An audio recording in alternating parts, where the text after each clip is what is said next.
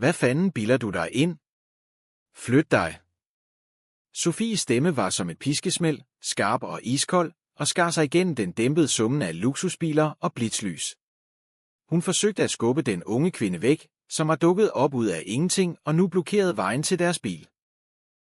Men kvinden flyttede sig ikke. Hun stod fast, med et ansigt, der var hvidt af chok og fortvivlelse, og hendes øjne var låst fast på manden ved siden af Sofie. Alexander Lindberg.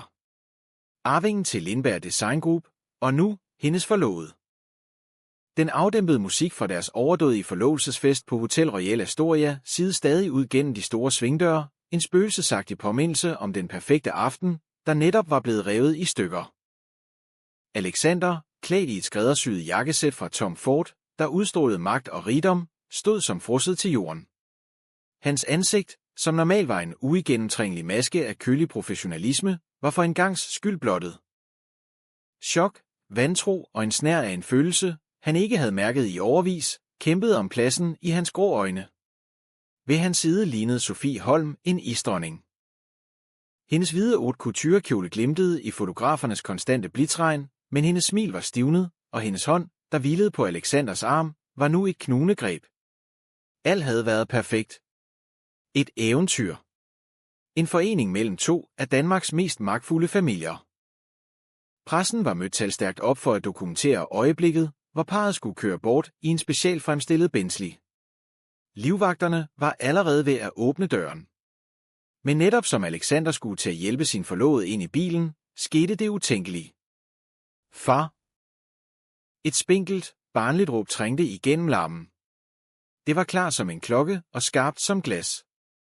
Ud fra mængden af nysgerrige tilskuere, der havde samlet sig på den anden side af gaden for at få et glimt af parret, spurtede en lille pige. Hun kunne ikke være mere end 4 år gammel. Hun var iført en lille, flettet blomsterkjole, og hendes lyse, silkebløde hår var samlet i 2 små hestehaler, der dansede, mens hun løb. Hendes kinder var røde af anstrengelse, og hendes store, blå øjne var fikseret på en person, Alexander. Før nogen af de 2 meter høje sikkerhedsvagter kunne nå at reagere, havde den lille pige smuttet imellem deres ben og var nået helt frem til Alexander. En lille, buttet hånd greb fat om kanten på hans dyre jakkesæt. Hele gaden, der et øjeblik før havde summet af liv, blev med et fuldstændig tavs. Blitzlysene stoppede. Alle kameraer, alle øjne, var nu rettet mod det lille barn, der var dukket op som et lyn fra en klar himmel. Sofies ansigt forvred sig i en grimasse af forvirring og vrede. Alexanders mor, Helle Lindberg, som kom gående lige bag dem i en elegant aftenkjole, blegnede synligt. Alexander stod som forstenet. Langsomt bøjede han sig ned og så på det lille ansigt, der kiggede op på ham. Et ansigt, der på en mærkelig og foruroligende måde var både fremmed og dybt bekendt. De øjne. Hvorfor lignede de han så meget? Pigen viste ingen tegn på frygt. Hendes klare, blå øjne lyste af en uskyldig forventning. Hun klemte sine små læber sammen, lagde hovedet lidt på skrå og sagde så den sætning, der fik hele Alexanders verden til at styrte i grus. En sætning, der var høj nok til, at alle omkring dem kunne høre den. Far, skal du ikke med Liva og mor hjem? Stilheden var total. Man kunne høre en knappenål falde til jorden. Pigens spørgsmål hang i den kølige aftenluft som en anklage, en hammer, der knuste det perfekte billede, der netop var blevet malet. Far og mor. Ordene, der kom fra munden på denne lille, engleagtige pige, var rettet mod en af Danmarks mest eftertragtede ungkarle, en mand, der var kendt for ikke at have nogen børn, og som var i færd med at gifte sig med en anden kvinde. I det samme øjeblik kæmpede en ung kvinde sig vej gennem mængden. Hun var den, der havde stået foran bilen. Hendes lange, blonde hår var i uorden, og hendes ansigt var blegt og fortvivlet. Hun var klædt i en simpel, lyseblå sommerkjole, der stod i skærende kontrast til den overdådige luksus omkring hende. Hun løb frem, og hendes stemme skælvede. Liva, hvad laver du her? Kom med mor, skynd dig. Freja Jensen. Navnet ramte Alexander som et fysisk slag. Et navn, han havde brugt 4 lange år på at begrave dybt i sit hjerte, dækket af arbejde, forpligtelser og et tykt lag af is. I det sekund deres øjne mødtes, føltes det, som om tiden gik i stå. Smerte, chok og 1000 usagte spørgsmål hvirvlede rundt i luften mellem dem. Det var Helle Lindberg, der brød tavsheden. Hendes stemme var skarp og kontrolleret, et desperat forsøg på at redde situationen. Hvor kommer det barn fra? Hun må have taget fejl af personen. Sikkerhed. Få dem væk herfra. Freja skyndte sig at tage sin datter i armene. Hendes øjne var fulde af panik og en dyb, sår stolthed. Hun bøjede hovedet og mumlede, undskyld, undskyld alle sammen. Min datter. Hun tager fejl af manden. Hun prøvede at trække Liva med sig, men den lille pige klamrede sig stadig til Alexanders bukseben, og hendes øjne blev blanke af tårer. Nej, det er far Alexander. Mor, du lyver. Liva, hold op. Frejas stemme knækkede, og hun var på randen af gråd.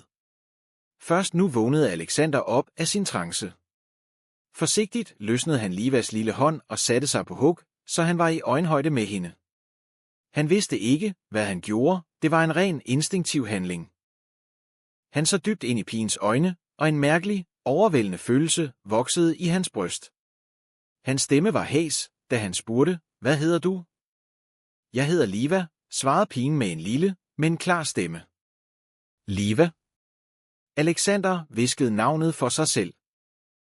Sofie, der stod ved siden af, var gået fra chok til raseri og ydmygelse.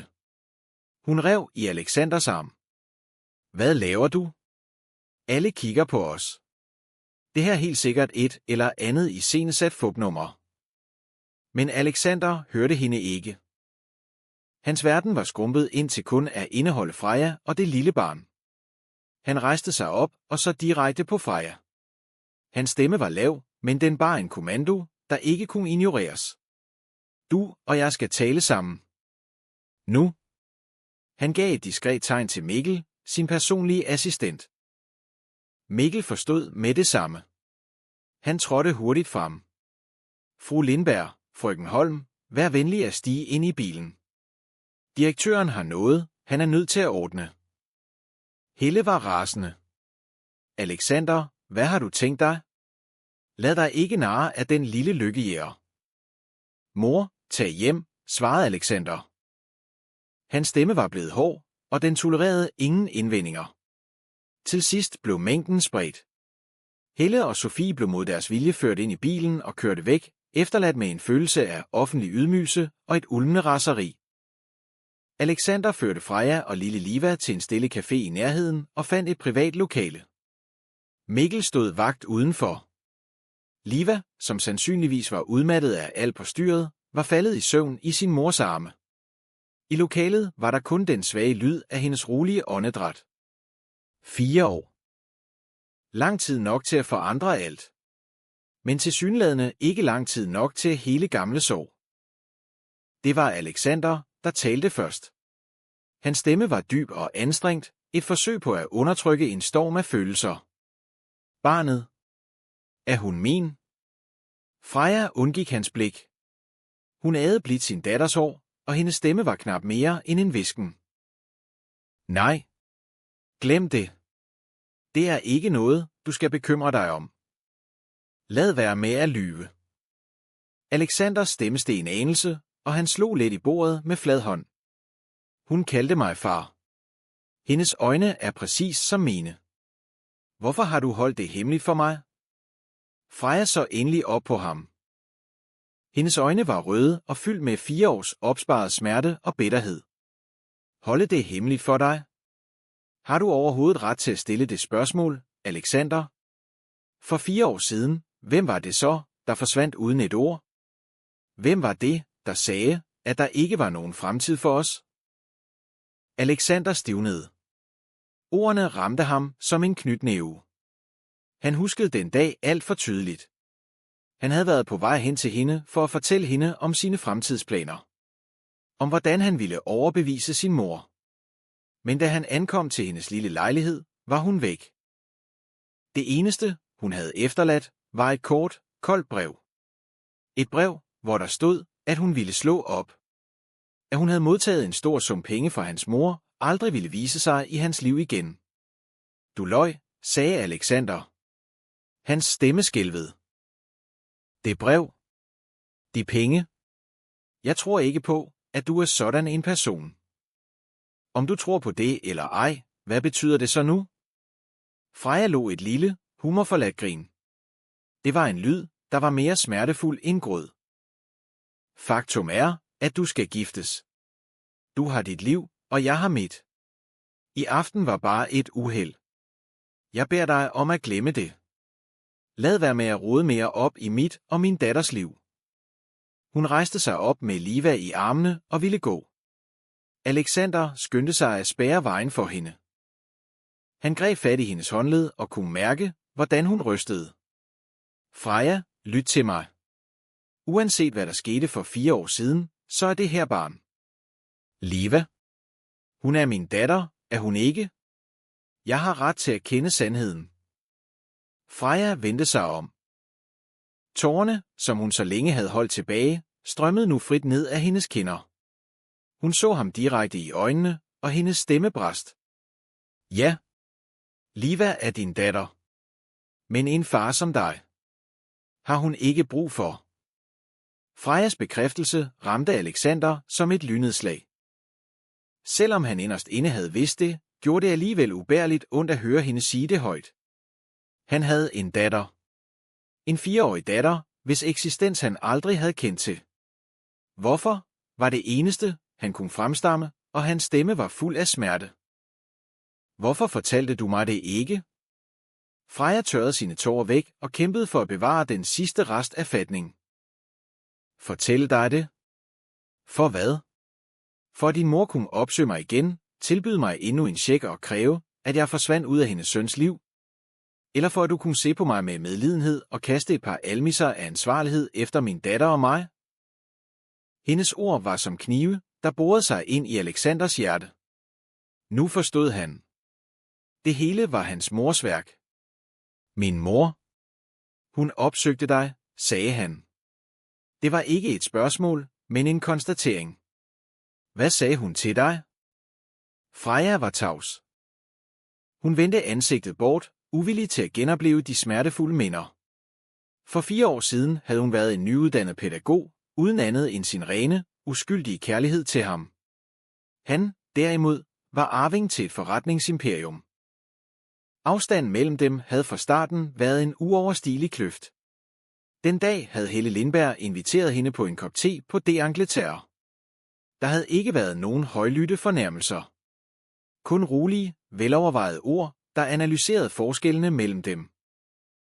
Helle havde forklaret, at Alexander stod over for en afgørende fase i sin karriere, og at Frejas tilstedeværelse kun ville være en byrde, en distraktion. Hun havde rakt hende en check med et beløb så stort, at det fik Freja til at føle sig svimmel. Hun sagde, at det var en hjælp til en ny start, et bedre liv, langt væk fra Alexander. Men det, der endelig knækkede Freja, var ikke pengene. Det var Helles sidste ord. Alexander er en pligtopfyldende søn. Han vil aldrig gå imod sin mors ønsker. Han har allerede stiltiende accepteret dette. Stiltiende accepteret. De 2 ord havde knust al hendes tro og al hendes håb. Omtrent samtidig opdagede hun, at hun var gravid. Fyldt af smerte og desperation besluttede hun at forsvinde. Hun tog ikke imod pengene, men hun skrev det hjerteløse afskedsbrev. Med vilje sårede hun ham, i håb om at han lettere ville kunne glemme hende. Hun ville bevare den sidste rest af sin stolthed. For sig selv og for det ufødte barn i sin mave. Da Freja forblev tavs, blev Alexander kun mere overbevist. Han trådte et skridt nærmere, og hans stemme blev blød, næsten tryllende. Freja, fortæl mig det. Hvordan har du levet de sidste 4 år? Har det været hårdt at opfostre et barn alene? Denne pludselige omsorg fik den forsvarsmur, Freja så omhyggeligt havde bygget op, til at smuldre. Hun kunne ikke holde det tilbage længere, og tårerne strømmede frit. Om det har været hårdt eller ej, det kommer ikke derved, hulkede hun. Du skal giftes med en anden.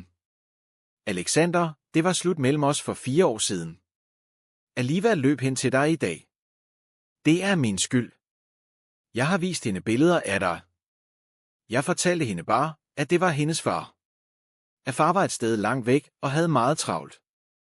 Jeg anede ikke. at hun ville kunne huske dit ansigt så tydeligt. Med knækkende stemme fortalte hun, hvordan Liva på det seneste ofte havde spurgt efter sin far.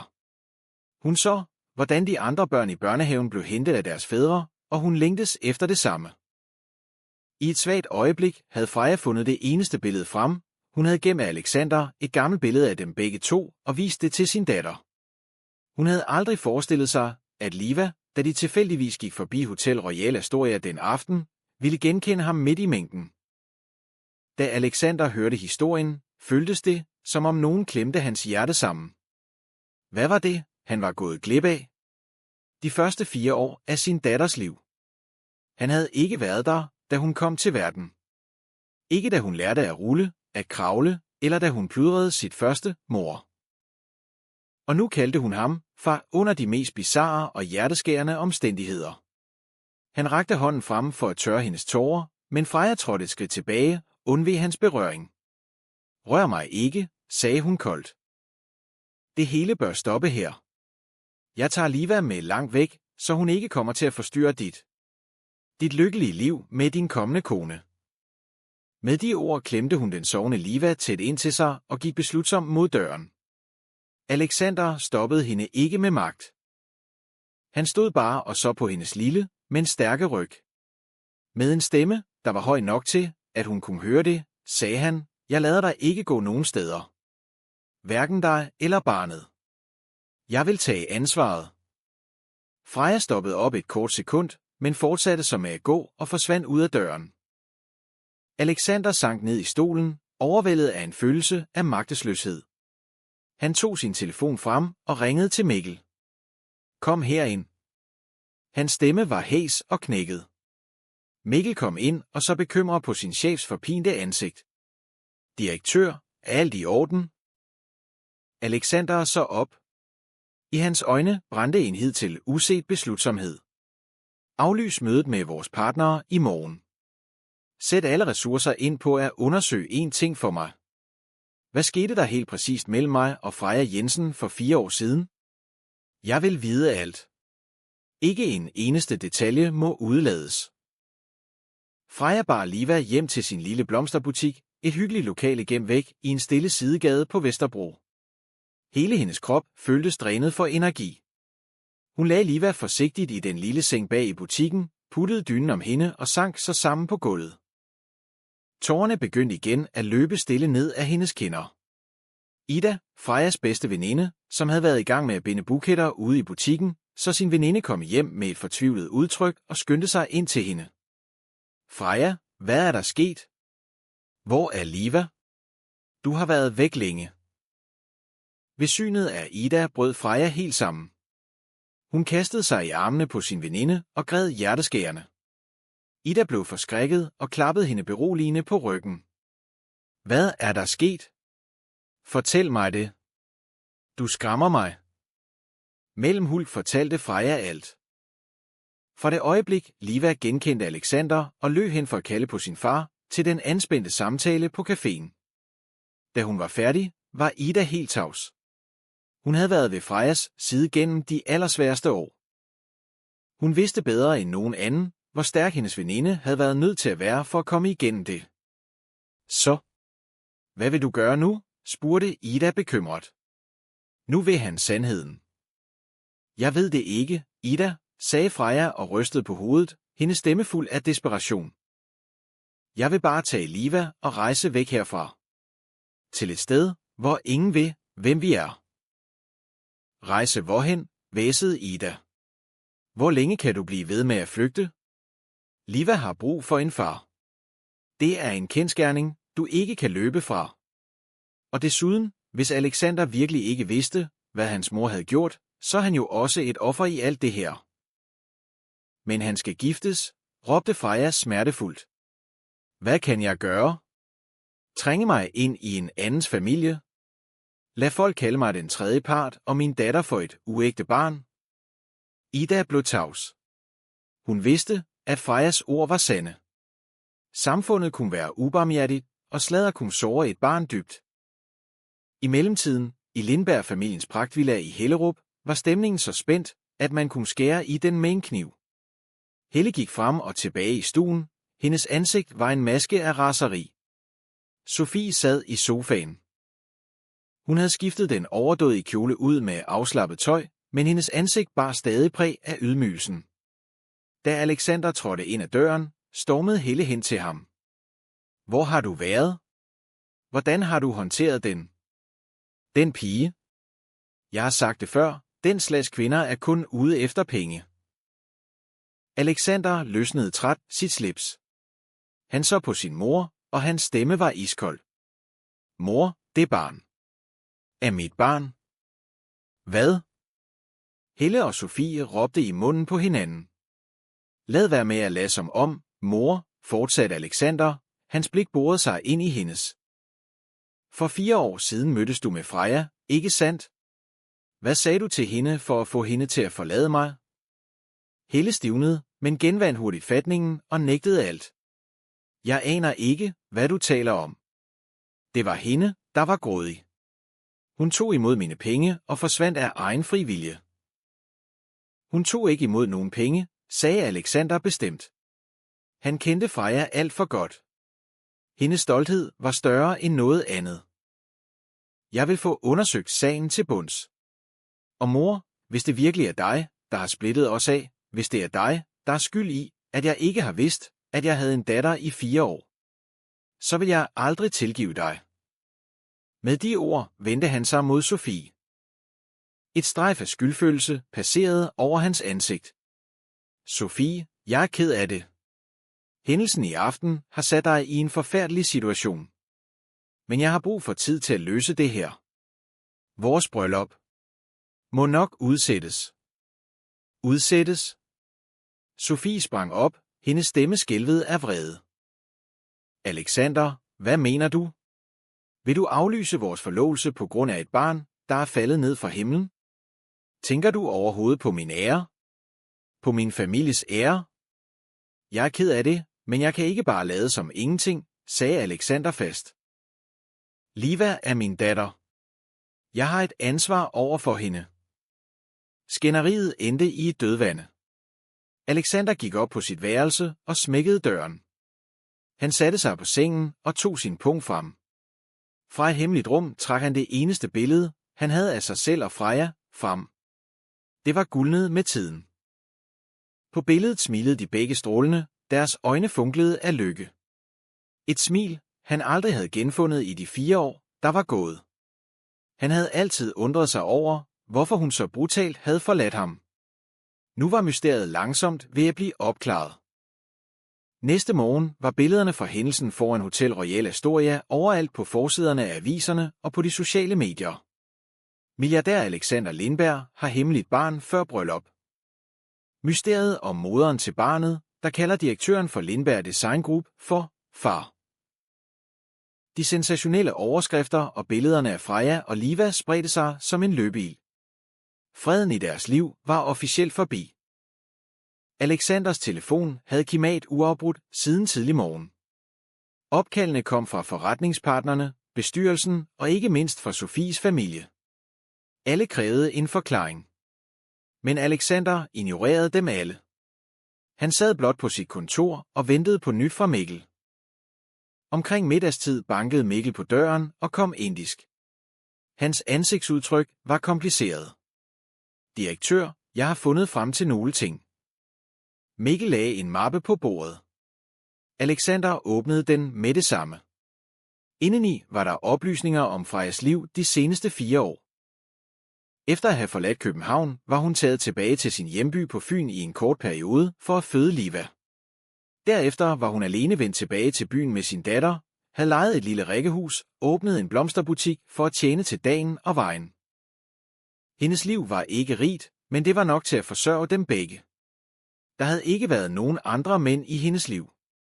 Alexanders hjerte snørrede sig sammen, da han læste linjerne. Han kunne levende forestille sig, hvor hårdt Freja måtte have kæmpet. En ung kvinde, alene med en graviditet, fødsel og derefter ansvaret for at opfostre et barn. Hvad med for 4 år siden, spurgte Alexander hurtigt. Direktør, den sag er lidt mere kompliceret, sagde Mikkel tøvende. Jeg har gennemgået fru Lindbergs kalender fra den periode. Det er korrekt, at hun havde et privat møde med frøken Jensen på d'Angleterre. Men indholdet af deres samtale er umuligt at fastslå. Og brevet? Håndskriften i brevet er uden tvivl frøken Jensens, men der er en mærkelig detalje. Mikkel pegede på en side i rapporten. Den dag, frøken Jensen forlod byen, var også den dag, hvor der blev hævet et meget stort kontantbeløb fra fru Lindbergs konto. Men ifølge mine undersøgelser blev pengene aldrig overført til nogen af frøken Jensens eller hendes families konti. Alexander rynkede brynene. Hvad mener du? Det er muligt, at frøken Jensen aldrig modtog pengene. Men hvorfor hun så skrev det brev og forsvandt? Det har vi stadig ikke noget svar på. Alexander masserede sine tændinger. Alt var stadig tåget. Han vidste, at hans mor havde gjort noget, men han manglede konkrete beviser. Og vigtigst af alt forstod han ikke, hvorfor Freja havde valgt at forsvinde i stilhed uden at give ham en chance for at forklare sig. Der måtte ligge en dybere årsag bag. Fortsæt efterforskningen, beordrede Alexander. Find den tjener, der arbejdede på d'Angleterre dengang.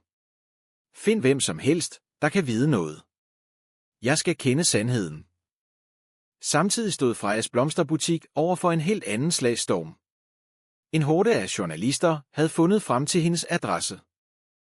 De flokkedes udenfor, rettede deres kameraer og mikrofoner mod butikken og forsøgte desperat at få et interview.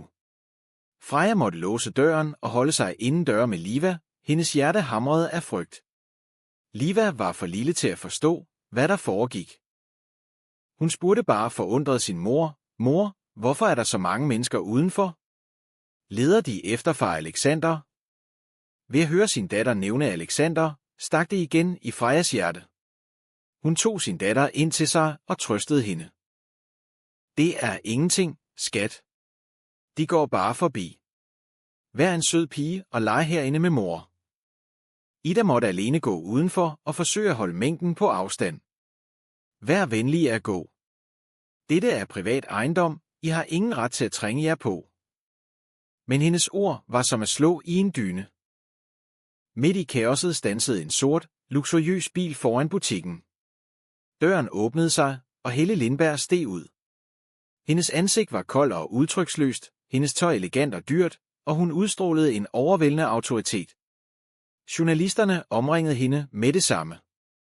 Helle undveg dem ikke. Hun stillede sig op foran kameraerne og talte med en klar og tydelig stemme. Tak for mediernes interesse. Angående de seneste rygter vil jeg på vegne af familien bekræfte følgende. Barnet har ganske rigtigt en forbindelse til vores familie. Men der er mange skjulte aspekter i denne sag. For 4 år siden modtog barnets mor frivilligt en sum penge og forlod min søn. Er hun nu vender tilbage? Ja, I kan vel selv gætte jer til formålet. Helle Lindbergs ord var som en bombe. Hun insinuerede, at Freja var en lykkejæger, der bevidst brugte sit barn til at afpresse dem. Freja, som stod indenfor, hørte hvert et ord gennem sprækken i døren. Hele hendes krop rystede af vrede og forurettelse. Hun kunne ikke holde det ud længere.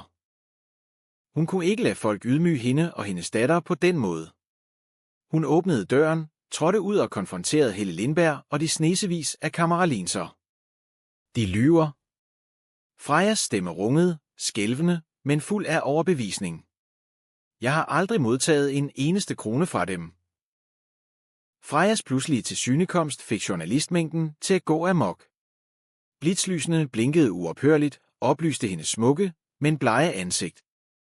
Helle Lindberg smilede hånligt, et smil fyldt med foragtelig. Min kære pige, du er en fremragende skuespiller. Hvis du ikke tog imod pengene, hvorfor forsvandt du så uden et ord?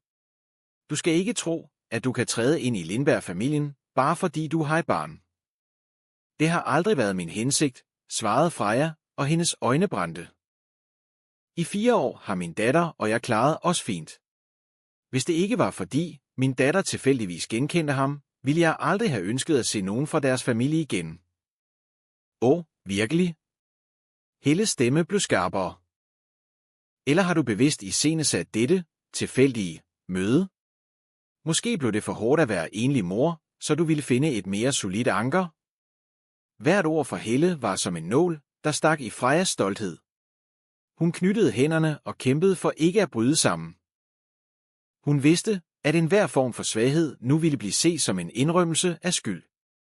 Den anspændte konfrontation mellem de to kvinder foran den lille blomsterbutik var blevet centrum for alles opmærksomhed. Lige i det øjeblik ankom Alexander i sin bil. Mikkel havde informeret ham, så snart Helle havde forladt huset. Synet af kaoset, af Freja, der blev trængt op i en krog af hans mor og pressen, fik et voldsomt raseri til at blusse op i ham. Han sprang ud af bilen, banede sig vej gennem mængden og stillede sig beskyttende foran Freja. Mor, nu er det nok, hvæsede han, og hans blik, da han så på sin mor, var fyldt med skuffelse. Tag hjem. Nu. Alexanders ankomst gjorde kun situationen endnu mere dramatisk. Helle var lamslået over at se sin egen søn åbent trodse hende for at forsvare Freja. Alexander, er du blevet forhekset af den pige? Kan du ikke se, hvad slags person hun er? Jeg ser det tydeligere end dig, mor, svarede Alexander iskoldt. Den person, jeg ikke kan genkende lige nu, er dig. Han vendte sig om og tog Frejas hånd. Kom, lad os gå indis. Men i det øjeblik skete der noget. Lille Liva, som sandsynligvis var blevet skræmt af larmen og sin mors stemme, havde selv åbnet døren og var løbet ud. Hun så sin mor græde, hun så far Alexander, og hun så den fremmede kvinde, der råbte af hendes mor. Livas klare, blå øjne så på Helle Lindberg uden den mindste smule frygt. Hun løb hen, greb fat i kanten af Helles kjole og spurgte med sin uskyldige, klare stemme, farmor, hvorfor er du sur på mor? Alle blev tavse. Barnets spørgsmål var så forbløffende naivt, men det vejede tungt som bly. Helle bøjede sig ned og så ind i det buttede, yndige ansigt på det barnebarn, hun aldrig havde anerkendt. I et kort øjeblik så det ud, som om den hårde facade sløjfede revner. Liva ventede ikke på et svar. Hun fortsatte med sin klare stemme, min mor er sød. Hun skælder aldrig ud på Liva. Er du fra Alexanders familie? Hvorfor kan du ikke lide min mor? Lide min mor? Ordene, der kom fra et barns mund, kunne ikke undgå at røre hjerterne hos de tilstedeværende. Selv journalisterne, der var på jagt efter en saftig historie, standsede op. Freja skyndte sig at tage sin datter i armene. Liva, hold op, skat.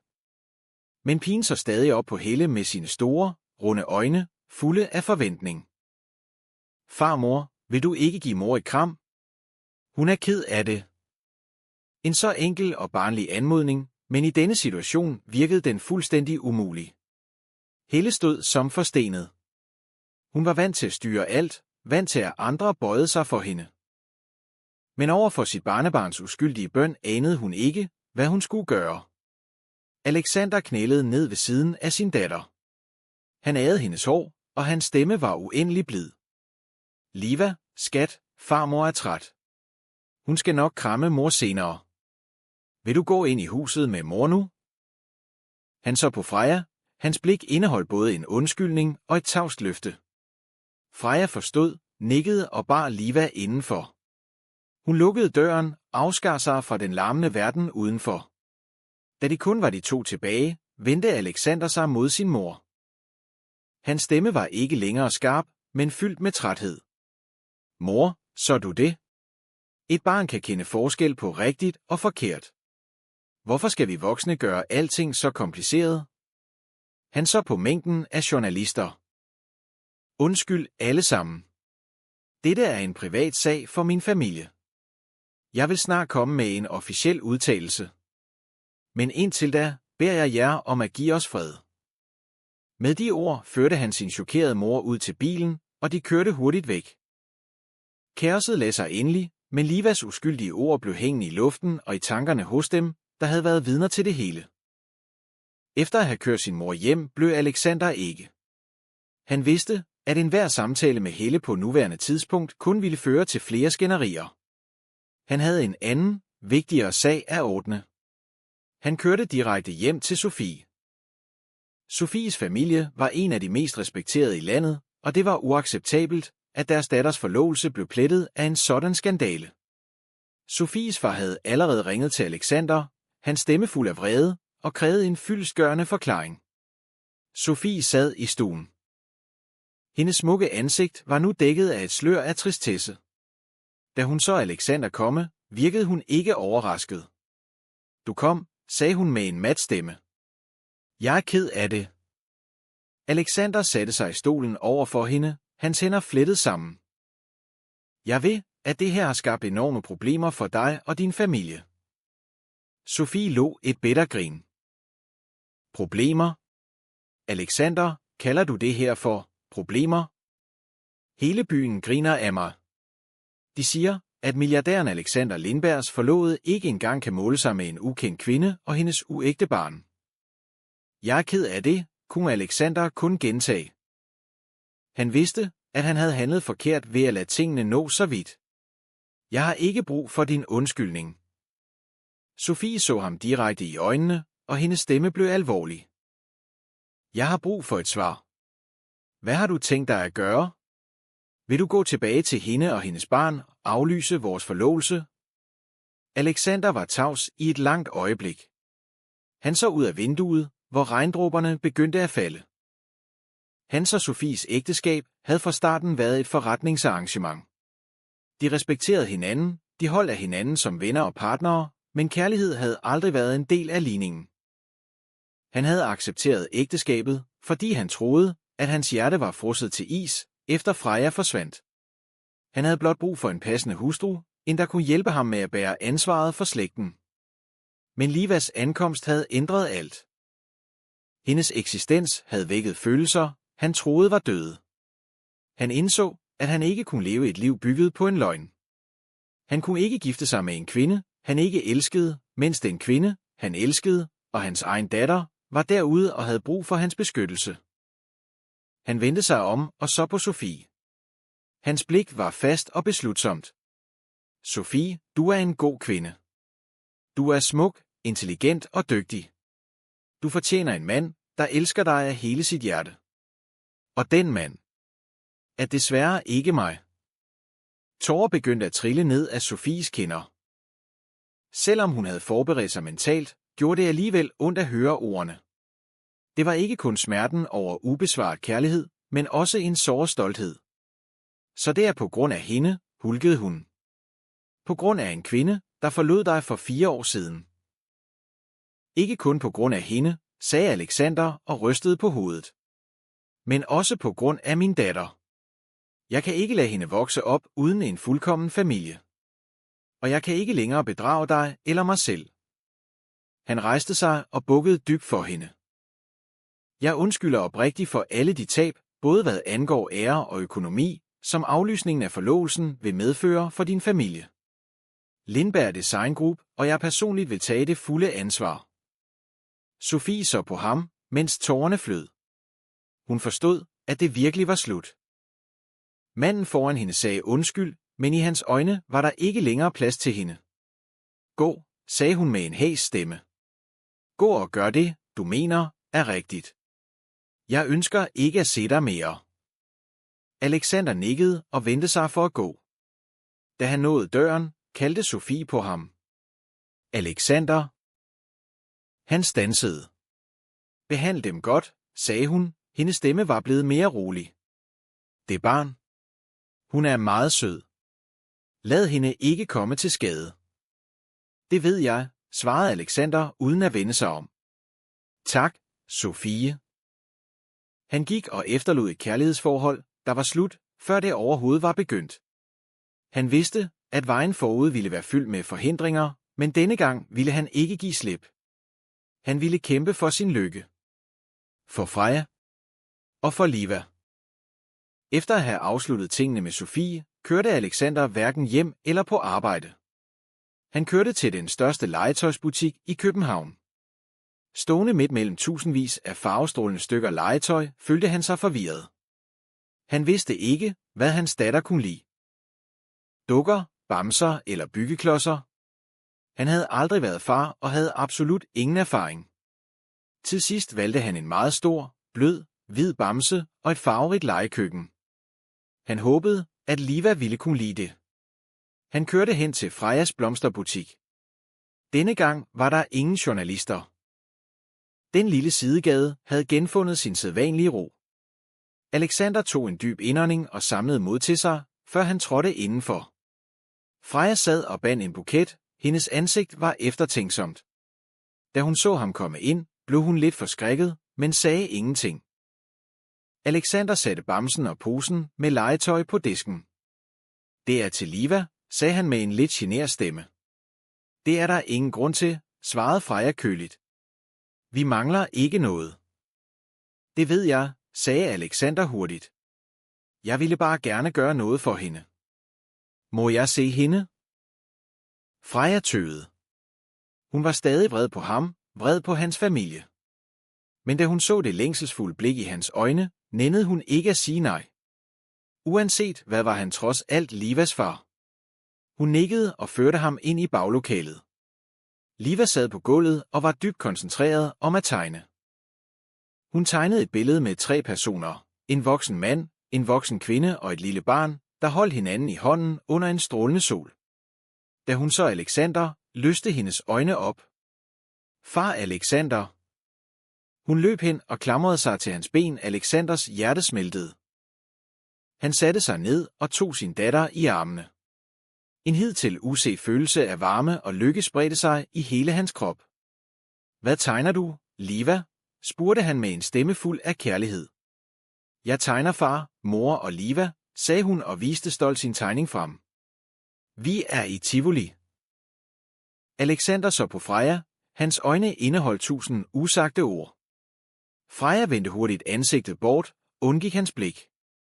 Alexander legede med Liva hele eftermiddagen. Han sad tålmodigt og var kunde for den lille kok, der serverede fantasimad fra sit nye legekøkken. Han fortalte hende eventyr med sin dybe, rolige stemme. Liva klukkede af grin hele tiden, og hendes klare latter løste det lille rum op. Freja sad i et hjørne og observerede dem i stilhed. Måden, Alexander klodsede, men nænsomt, tog sig af Liva, og det lykkelige smil på sin datters læber, fik ismuren omkring hendes hjerte til at tø en smule. Hun indså, at Liva virkelig havde brug for sin far. Da det blev aften, faldt Liva i søvn i Alexanders arme, udmattet efter en lang dags leg. Han lagde hende forsigtigt i sengen og puttede dynen om hende. Han gik ud i butikken, hvor Freja ventede. Tak, sagde Alexander oprigtigt. Tak, fordi du gav mig en chance for at være sammen med hende. Freja var tavs. Freja, sagde Alexander og trådte tættere på hende. Jeg har talt med Sofie. Forlovelsen er aflyst. Freja så op med store, overraskede øjne. Hvorfor? Hvorfor gjorde du det? På grund af mig? På grund af mig selv, svarede Alexander. Fordi jeg indså, at jeg ikke kan leve uden dig og vores datter. For 4 år siden begik jeg en fejl ved ikke at beskytte dig. Men nu vil jeg ikke miste dig igen. Vil du give mig en chance? En chance for at gøre det godt igen, for at tage mig af dig og Liva? Han rakte hånden frem for at tage hendes, men Freja trådte tilbage. Alexander, det er ikke så simpelt. Hun rystede på hovedet, hendes stemme var bitter. Såret er der stadig. Forskellen mellem os er der stadig. Og din mor? Hun vil aldrig acceptere mig. Jeg vil overbevise min mor, sagde Alexander bestemt. Jeg vil gøre alt for at få hende til at forstå. Bare du tror på mig. Tro på mig en gang til. Freja så dybt ind i hans øjne.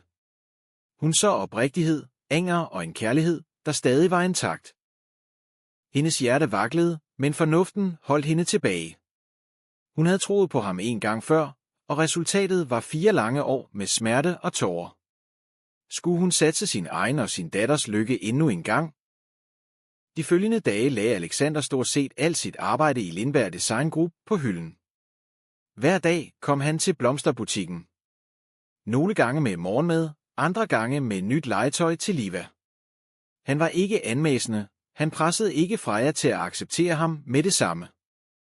Han var bare stille og rolig til stede og brugte sine handlinger til at bevise sin oprigtighed. Han hjalp hende med at rydde op i butikken, lærte at binde buketter, selvom han var meget klodset til det. Han legede med Liva, tog hende med i zoologisk have og læste godnathistorier for hende hver aften. Langsomt blev hans tilstedeværelse en vane. Liva blev mere og mere knyttet til sin far. Selvom Freja udadtil stadig virkede kølig, kunne hun ikke benægte, at hun følte sig varm og tryg, når han var i nærheden. I mellemtiden fortsatte Mikkel sin utrættelige efterforskning på Alexanders ordre. Endelig bar hans vedholdenhed frugt. Mikkel havde fundet frem til den tjener, der arbejdede på det Angleterre dengang, Helle og Freja mødtes. Tjeneren, en ung kvinde, havde siden sagt op og var flyttet tilbage til Jylland. Efter megen overtagelse gik hun endelig med til at fortælle, hvad hun havde overhørt. Hun fortalte, at Helle den dag ikke kun havde talt om klasseforskelle.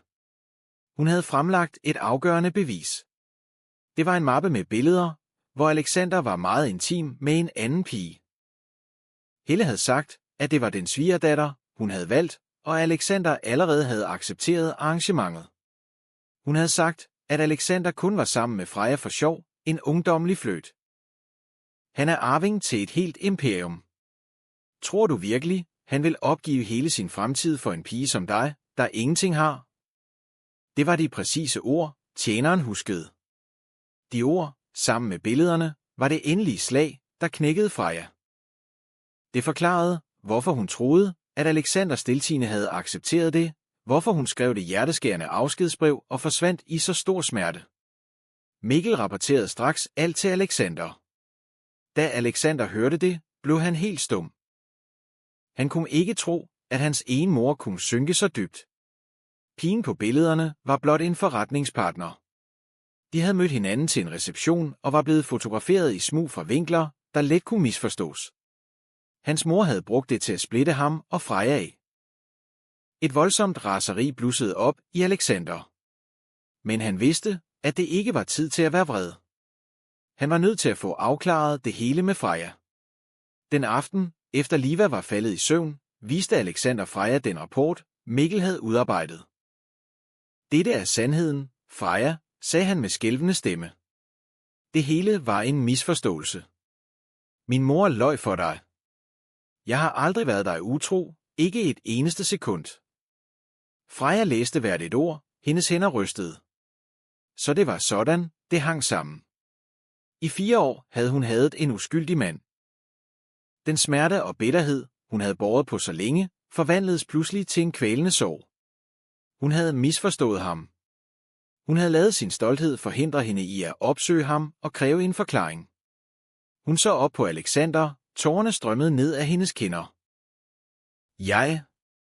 Jeg er ked af det. Alexander trak hende ind til sig og holdt hende tæt. Det er mig, der skal sige undskyld. Jeg var ikke stærk nok til at beskytte dig. Jeg lod dig lige alt for meget. Tilgiv mig, Freja. De holdt om hinanden, deres tårer blandede sig. Ismuren, der havde adskilt dem i 4 lange år, var endelig smeltet fuldstændigt. Misforståelserne var ryddet af vejen. Tilbage var kun kærlighed og en dyb, gensidig forståelse. De indså, at selvom de havde været adskilt, splittet af intriger og fordomme, havde deres hjerter altid søgt mod hinanden. Vil du give mig og vores datter en fremtid, Freja? Hviskede Alexander indtrængende. Lad mig tage mig af jer resten af livet. Freja nikkede grædende. Hun sagde ingenting, hun nikkede bare. Det var det svar, Alexander havde ventet på i 4 lange år. Dagen efter tog Alexander Freja og Liva i hånden og kørte sammen tilbage til Lindbergvillaen.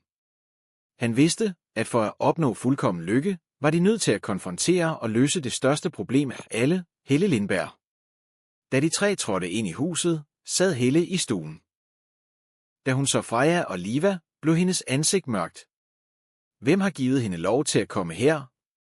Hun stirrede vredt på Freja. Det har jeg, svarede Alexander. Hans stemme var rolig, men kraftfuld. Dette er min kone og min datter.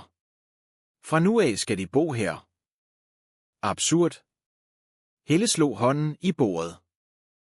Jeg vil aldrig acceptere det. Så længe jeg lever, skal hun ikke sætte sine ben i dette hus. Så flytter jeg, sagde Alexander bestemt. Jeg tager Freja og Liva med et andet sted hen. Og fra i dag er jeg ikke længere din søn. Alexanders ord var som en kniv i Helles hjerte. Hun stirrede chokeret på sin søn. Hun havde aldrig set ham så beslutsom. Hun indså, at denne gang mente han det alvorligt. Du vover at opgive din mor, hele denne arv, for en kvinde, hendes stemme skælvede. Hun er ikke bare en hvilken som helst kvinde. Hun er mor til min datter. Hun er den, jeg elsker, fastslog Alexander. Og denne arv. Hvis den skal koste mig min families lykke, så vil jeg ikke have den. Han lagde den mappe, Mikkel havde undersøgt, på bordet. Se selv, mor. Se, hvad du gjorde for 4 år siden. Se, hvilke løgne du brugte til at splitte os af, til at lade dit eget barnebarn vokse op uden en far. Helle åbnede rystende mappen. Da hun så tjenerens vidneudsagn, de iscenesatte billeder, blev hendes ansigt kridhvidt. Hun kunne ikke længere benægte det. I det øjeblik trådte Liva, som havde været stille indtil nu, hen til Helle. Hun græd ikke, hun var ikke bange. Hendes store, runde øjne så direkte på sin farmor. Farmor, sagde hun med sin klare stemme. Hvorfor kan du ikke lide min mor? Hun er rigtig sød. Mor siger, at familie skal elske hinanden. Barnets uskyldige ord ramte endnu engang det svageste punkt i Helles hjerte. Familie skal elske hinanden. Hun havde brugt hele sit liv på at bygge denne familie op, men til sidst var det hende selv, der havde ødelagt den med sine fordomme og sin kontrol. Hun så på sit smukke, yndige barnebarn foran sig, og så på sin søn, hvis blik var fyldt med beslutsomhed. Hun indså, at hun havde taget fejl. Fuldstændig fejl. Hendes stædighed havde næsten kostet hende både sin søn og sit barnebarn. Taler din mor nogensinde dårligt om mig? Spurgte Helle pludselig Liva. Hendes stemme var hæs. Liva rystede på hovedet. Nej. Mor siger bare, at farmor er langt væk. At du har meget travlt. Hun har endda lært mig, at jeg skal være sød og sige hej, når jeg møder dig. Da Helle hørte det, kunne hun ikke længere holde tårerne tilbage. Hun brød sammen i gråd. Tårer af sind anger. Freja, den pige, hun havde behandlet så dårligt, havde ikke lært sit barn at hade hende. Tværtimod havde hun lært hende at respektere hende. Denne storsindighed fik hende til at skamme sig dybt. Hun så på Freja, og så på Alexander. Til sidst nikkede hun. Et langsomt, men resigneret nik. Bliv, sagde hun med en træt stemme. Det hele er min skyld. Det var den indrømmelse, Alexander og Freja havde ventet på. Kampen syntes at være over. Men rejsen mod at hele sårene og genopbygge en ægte familie var kun lige begyndt. Helles indrømmelse fjernede ikke med det samme al afstand, men den åbnede døren for forsoning.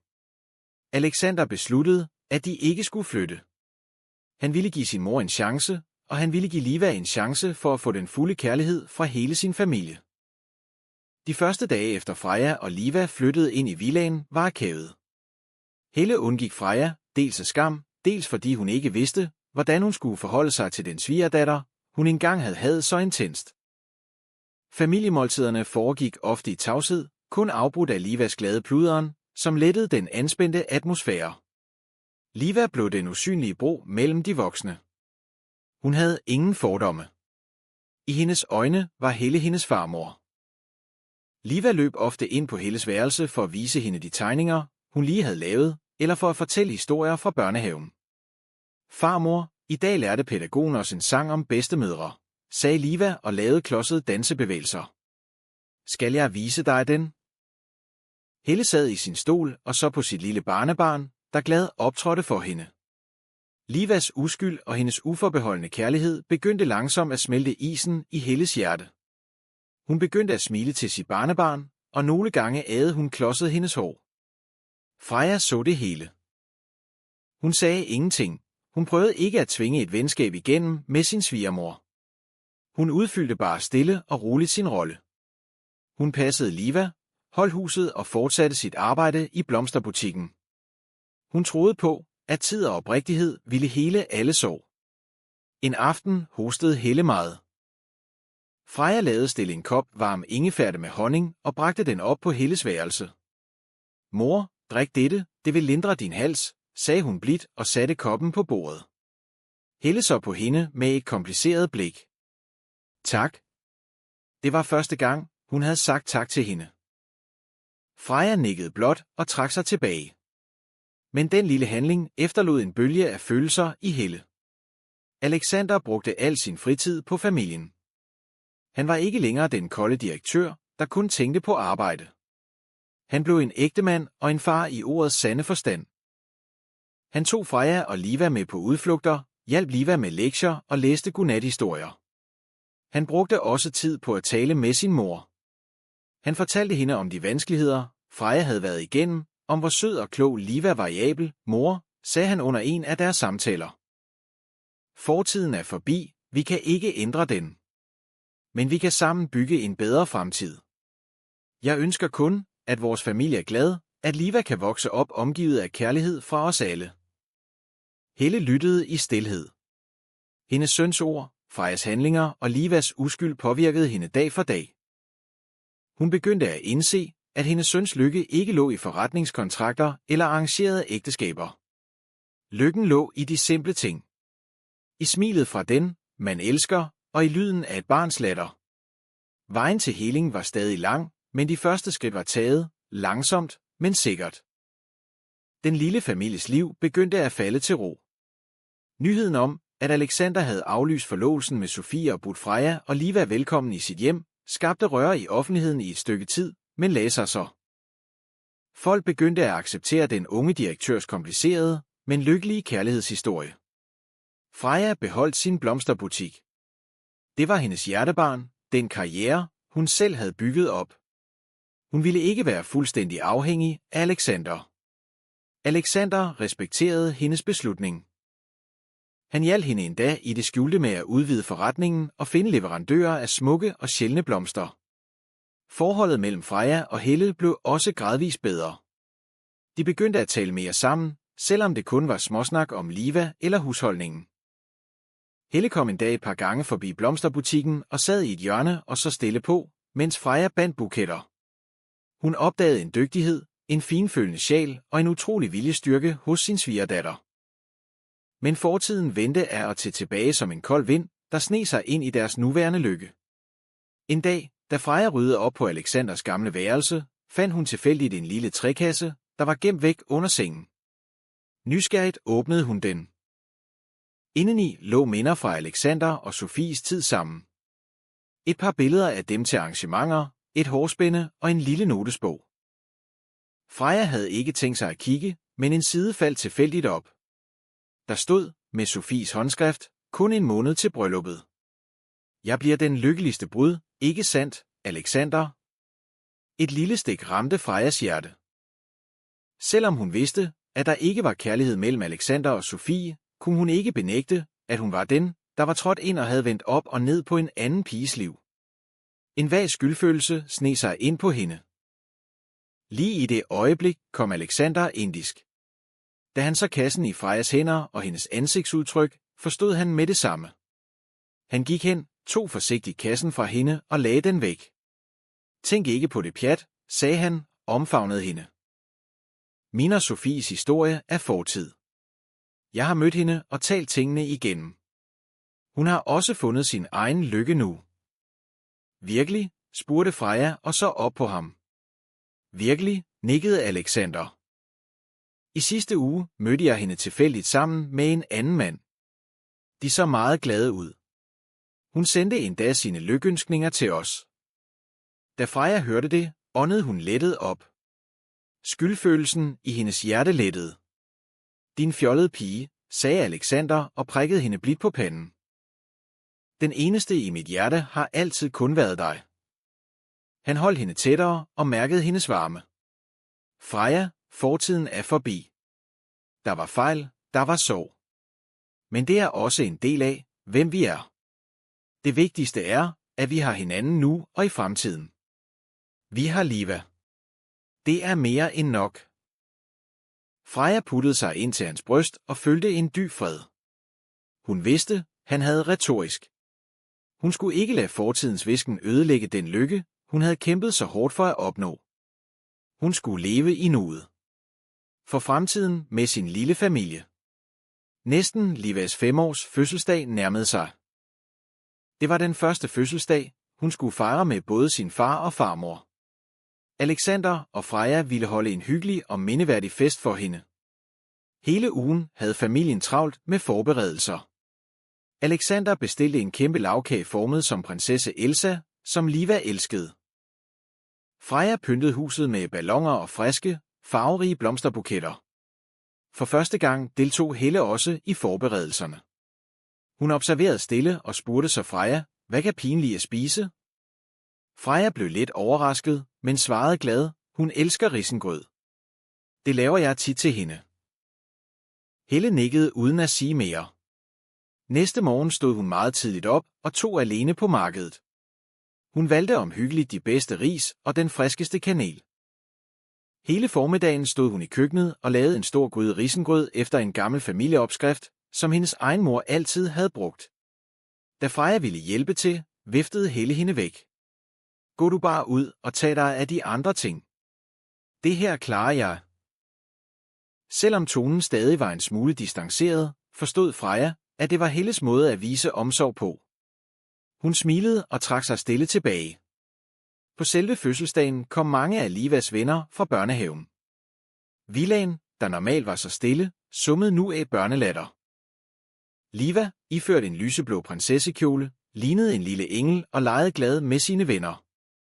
Efter fødselsdagssang og lyspustning var det tid til gaver. Liva fik mange gaver fra sine venner og sine forældre. Til sidst kom Helle stille frem med en smukt indpakket æske. Fra farmor til Liva, sagde hun med en lidt genert stemme. Liva tog glad imod den. Hun åbnede æsken. Indeni var der ikke legetøj eller tøj, men et lille, fint udskæret dagmarkors i sølv. Dette kors fik din far af sin mormor, da han blev døbt, forklarede Helle, og hendes stemme var blevet mærkbart blidere. Jeg har passet rigtig godt på det. Nu giver jeg det videre til mit barnebarn. Må du altid være sund og rask. Alle var lamslået. Gaven havde ikke kun materiel værdi, men også en enorm symbolsk betydning. Det var Helles anerkendelse, hendes fulde accept af Liva, det barnebarn, hun engang havde afvist. Freja var rørt til tårer. Hun havde aldrig forventet, at Helle ville gøre noget sådant. Alexander så også på sin mor med et taknemmeligt blik. Liva, uskyldig som hun var, forstod ikke den fulde betydning af gaven, men hun vidste, at det var noget dyrebart. Hun slog armene om sin farmors hals og kyssede hende højlydt på kinden. Tak, farmor. Jeg elsker dig rigtig meget. Helle stivnede et sekund, men lagde så armene om sit lille barnebarn. En omfavnelse, der stadig var lidt klodset, men fyldt med varme og anger. For første gang mærkede hun den fulde betydning af familiebånd, noget som penge eller status aldrig kunne købe. I det øjeblik syntes alle fortidens sorg at være helet. Fødselsdagsfesten sluttede i en glad og varm atmosfære. Efter Livas venner var gået, sad den lille familie i stuen og kiggede på de billeder, de lige havde taget. Liva sad på sin fars skød og pegede ivrigt på hvert billede. Her smiler mor så pænt. Og her laver far et grimt ansigt. Alexander og Freja brød ud i latter. At se deres datter så glad og lykkelig, fik dem til at føle, at alle ofre og storme, de havde været igennem, var det hele værd. Da Liva var blevet træt og faldet i søvn, bar Alexander hende i seng. Lidt efter kom han tilbage til stuen med en lille, rød fløjlsæske i hånden. Han gik hen til Freja og knælede foran hende. Freja var målløs. Hun holdt hånden for munden, hendes øjne store af overraskelse. Freja, sagde Alexander og så op på hende, hans dybe blik fyldt med kærlighed. Jeg skulle have gjort det her for længe siden. Jeg skylder dig et frieri. Jeg skylder dig et bryllup. I de sidste 4 år har du lidt så mange afsavn. Jeg var der ikke for dig, da du havde mest brug for mig. Jeg lod dig gå igennem de sværeste tider alene. Hans stemme knækkede. Jeg kan ikke skrue tiden tilbage, ændre fortiden. Men jeg kan bruge resten af mit liv på at elske, gøre det godt igen og beskytte dig og vores datter. Freja, vil du gifte dig med mig? Han åbnede fløjlsæsken. Indeni lå en diamantring med et udsøgt design, der funklede i lampelyset. Lykketårer trillede ned af Frejas kinder. Hun havde drømt om dette øjeblik så længe. Lige siden hun var en ung pige med sin første, René-kærlighed. Efter så mange storme, så mange tårer, var dagen endelig kommet. Hun sagde ingenting, hun nikkede bare vildt. Lykketårerne stoppede ikke med at falde. Alexander smilede, tog rystende ringen ud og satte den forsigtigt på hendes ringefinger. Ringen passede perfekt, som om den var skabt til hende. Han rejste sig, trak hende ind til sig og gav hende et dybt, lidenskabeligt kys. Et kys, der indeholdt al kærlighed, al ventetid, al smerte og en overvældende lykke.